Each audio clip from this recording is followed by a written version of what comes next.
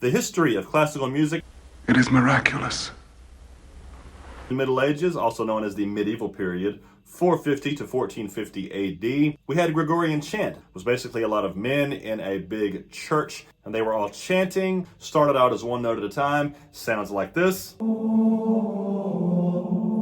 Famous composers from that period include Guillaume de Machaut and Hildegard von Bingen. And then you had Guido d'Arezzo, who was very important in teaching how to read music and write the music down, the notation system that we use today. And then you had troubadours, which were singers. Maybe they had a lute, and they would travel from town to town singing songs to people. And then you have the Renaissance from 1450 to 1600.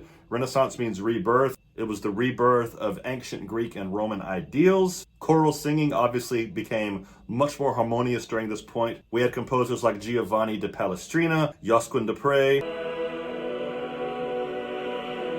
The Baroque era, 1600 to 1750. Everything got very, very fancy and grandiose during this period. Antonio Vivaldi is known for the Four Seasons. Very popular songs. You know this one, Spring.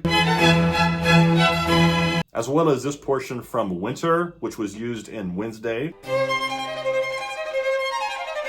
Johann Sebastian Bach wrote lots and lots of music. He actually did have 20 kids with 2 wives.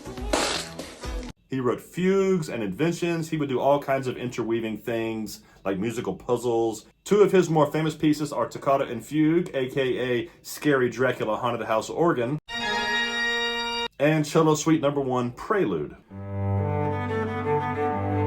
George Friedrich Handel wrote The Messiah, which lasts for about 3 or 4 hours. It's about the life of Christ. Oh, I hear cows mooing and donkeys braying and hens cackling, but I cannot hear a choir. Do you have one tucked away somewhere? The most famous song from that work is Hallelujah Chorus. Hallelujah. Another very famous one is For Unto Us a Child is Born. Then you had the classical period, 1750 to 1820. This is when they were starting to get a little more simple and balanced and neat and organized. Not quite as fancy and grandiose as the Baroque period was. The 3 most famous composers of the period, Franz Joseph Haydn, who was the father of the symphony. Here's a portion from his Surprise Symphony. He was also the father of the string quartet, violin, violin, viola, cello, for much smaller settings. It was called chamber music. Wolfgang Amadeus Mozart, the child prodigy, was extremely smart and talented, especially at a very young age. He was already writing operas and touring Europe, playing violin on the harpsichord before he was even 10 years old. Astounding. It was beyond belief. Here's Mozart's Queen of the Night aria from the Magic Flute, very popular. And here is his work for piano, Turkish March. And Ludwig van Beethoven. He was known for being deaf. How did he write music? He could hear fine when he was younger. He wrote music, he performed. And then as he got older, into his 20s, he started to lose it, went totally deaf, but his brain still worked fine, so he could still write music.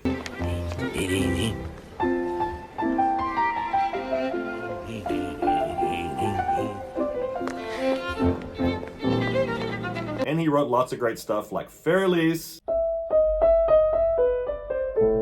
his 5th Symphony, his 9th Symphony,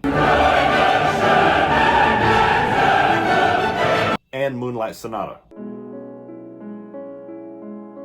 Romantic period lasted from 1820 to 1900. It was much more emotional than the classical period. Everything was more and more. The loud was louder, the soft was softer, much more drama going into it, much more stories happening. One of my favorite pieces ever is The Elf King by Franz Schubert, about a scary elf who comes to haunt a boy while he's riding horseback with his father through the woods. My father.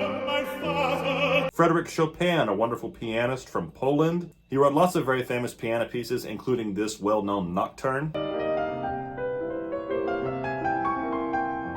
Richard Wagner, one of the first composers who started to get away from the concept of tonality. Like, whoa, what's happening here? Where's the key? Where are we going? He wrote lots of famous operas, such as The Ring,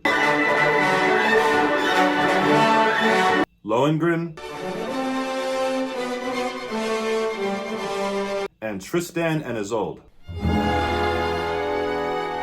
Peter Tchaikovsky, who wrote lots of wonderful melodies from ballets such as Swan Lake, and of course, the Nutcracker.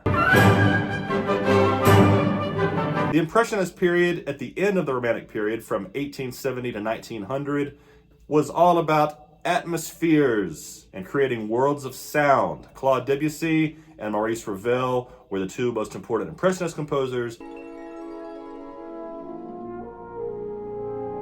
Into the modern period, which is more or less 1900 to present, Igor Stravinsky, who was pushing even more away from classic tonality. Then we have Gustav Holst, who wrote about the planets. Ralph Vaughan Williams, who wrote about the lark ascending. John Cage, who wrote 433, which is 4 minutes and 33 seconds of silence.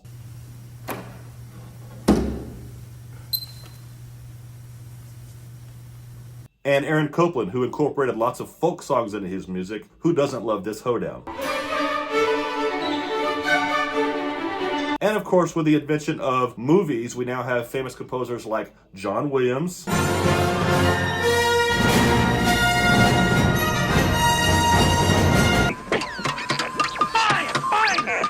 R2, and Danny Elfman.